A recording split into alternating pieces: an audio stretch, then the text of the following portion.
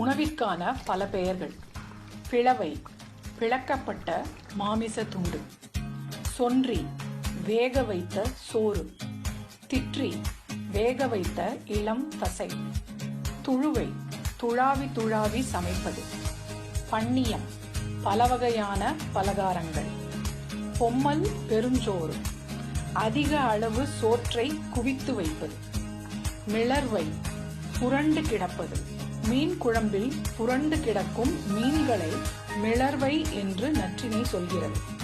உசிலை, பல வகையான நோய் தடுக்கவும் சுவை கூட்டவும் சேர்த்த மசாலாவை உசிலை என அழைத்தனர்.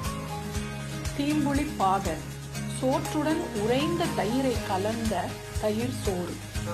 நீரடு புற்கை, கஞ்சி, நீரில் வேக வைத்த தானியங்களை கஞ்சியாக உண்பது நீரடு புற்கை.